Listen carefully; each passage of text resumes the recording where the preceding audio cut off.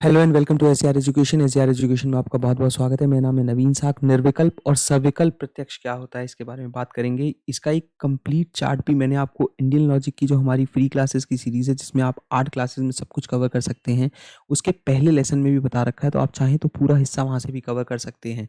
देखिए, अगर आप अनअकैडमी का सब्सक्रिप्शन लेना चाहते हैं तो अभी एक अच्छा मौका है कि आज के दिन 25% आपको जो है एक लिमिटेड पीरियड ऑफर है, जिसमें कि आप काफ़ी सारे पैसे बचा पाएंगे। जो कि आप देख रहे हैं, नॉर्मली फीस 14,000 होती है 12 मंथ्स की, जो कि अभी 11,000 है। तो मैं तो यही कहूँगा कि इसका ज़रूर बेनिफिट लीजिएगा।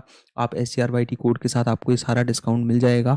और क्योंकि पेपर 1 और कॉमर्स के कोर्सेज कल से शुरू हो रहे हैं, शाम को 6 बजे रोज़ पेपर 1 की क्लास आएगी और रोज़ सुबह कॉमर्स की क्लास आने वाली है। और ये लगातार 3 महीने के कोर्सेज हैं, जो कि दिसंबर, जनवरी और फरवरी लगातार चलेंगे। उसके बाद रिविजन शुरू हो जाएंगी, क्रैश कोर्सेज शुरू हो जाएंगे, MCQ PYQ रिविजन हो जाएगी। तो 6 महीने में आप एक बहुत अच्छी तैयारी कर पाएंगे हम लोगों के साथ अनअकैडमी के प्लस प्लेटफॉर्म पे। वो ज़रूर कंसिडर करिएगा। सबसे पहले देखिए, परसेप्शन की क्लासिफिकेशन होती है 2 तरीके से। एक होता है नित्य और अनित्य। नित्य होता है जो परसेप्शन होता है भगवान का, that is related to God. जबकि अनित्य होता है परसेप्शन जो ह्यूमन बीइंग्स का है, इंसानों का है। 2 तरह के प्रत्यक्ष सहायता नज़र आते हैं, एक निर्विकल्प और एक सविकल्प। निर्विकल्प प्रत्यक्ष में हमें कोई भी नॉलेज नहीं होती है किसी चीज़ के नेम एंड कैरेक्टर की। ये अनक्लियर नॉलेज कहलाती है। जैसे हम बोलते हैं कि सच एज़ अ पर्सन और अ स्टेम, तो एक व्यक्ति की नॉलेज जो है वो ना होना, या उसके नाम, कैरेक्टर या उसके जो क्वालिटीज़ हैं उसकी नॉलेज ना होना। जबकि सविकल्प में हमें सारी नॉलेज होती है, नेम एंड से क्लियर नॉलेज कहते हैं इसे, कि आप व्यक्ति को जान सकते हैं, आइडेंटिफाई कर सकते हैं, आइडेंटिफिकेशन ऑफ अ पर्सन, उस कैरेक्टरिस्टिक्स। तो सविकल्प प्रत्यक्ष जो होता है वो 2 तरह का होता है, एक लौकिक होता है और एक अलौकिक होता है।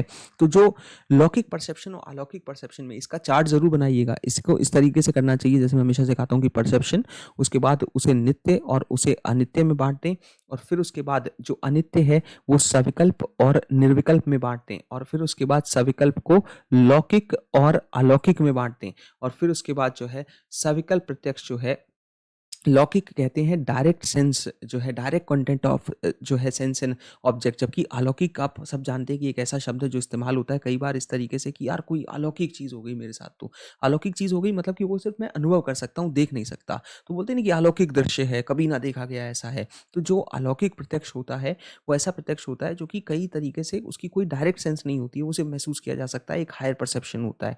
तो फिर लौकिक प्रत्यक्ष 2 भागों में बढ़ जाता है। एक होता है भया, मतलब कि एक्सटर्नल, और एक होता है मनस, जो कि हमारा इंटरनल है। तो जो नॉलेज हमें रिसीव होती है हमारे सेंस ऑर्गन्स के थ्रू, जो हम देख के, सुन के, टच करके, टेस्ट करके, स्मेल करके जो हमें नॉलेज मिलती है, तो ये पहला पार्ट होता है जो एक्सटर्नल का हिस्सा होता है। तो जो लौकिक प्रत्यक्ष है, जब वो भया और मनस 2 भागों में बटेगा, तो ये भया और मनस 2 भागों में बट जाता है। तो इसका वो हिस्सा होता है जो कि हम परसेप्शन में देखते हैं, जो हमारी एक्सटर्नल सेंसेस के तौर पे हमें जानकारी मिलती है, आंखों से देखना, कानों से सुनना, स्मेल करना, तो इन सब चीज़ों के बारे में। जबकि सेकंड जो होता है, जो परसेप्शन होता है बाय द माइंड, तो उसमें अलौकिक प्रत्यक्ष को क्लैरिफाई करने के लिए न्याय फिलॉसफी ये कहती है कि हमें इसमें कोई डायरेक्ट कॉन्टैक्ट नहीं मिलता है। और जो हमारे भया और मनस हैं, तो भया मतलब एक्सटर्नल, एक्सटर्नल मतलब परसेप्शन के वो भाग जो कि 5 सेंस ऑर्गन्स किस तरीके से फील कर पाते हैं, और परसेप्शन बाय माइंड जो कि इंटरनल हो जाता है। लौकिक प्रत्यक्ष जो है न्याय फिलॉसफी में, उसमें जिसमें कि कोई डायरेक्ट कॉन्टैक्ट ना हो, जिसमें एक ऐसी चीज़ आपको महसूस हो जो कभी ना महसूस होती हो। हालांकि लौकिक को भी सामान्य, लक्षणा, जनना और योगजा में बांटा गया है। और अगर आप इसे पूरा देखना चाहते हैं तो इंडियन लॉजिक की जो पहली डिटेल क्लास है, जो आपको पूरा कोर्स प्लेलिस्ट में दिख जाएगा, उसमें आपको ये पूरा देखने को मिल जाएगा। यहाँ से काफ़ी क्वेश्चंस आते हैं, ये ध्यान रखिएगा। एक अच्छा खासा चार्ट जो है वो यहाँ पे बनता है, क्योंकि अलौकिक भी आगे सामान्य, योगज, योगजा और जनना लक्षणा में बढ़ जाता है। तो ये कंप्लीट चार्ट बेसिकली ये बनता है। आई होप आपको ये लेक्चर्स पसंद आए होंगे। ये 6 क्लासेस की सीरीज़ कैसी लगी ये ज़रूर बताइएगा, ताकि मैं इसमें और ऐड करके, कम से कम इसमें 4 और ऐड करके 10 क्लासेस की एक परफेक्ट इंडियन लॉजिक की टर्म्स वाली सीरीज़ बना दूँ। शुक्रिया, चैनल को सब्सक्राइब करिए प्लीज़।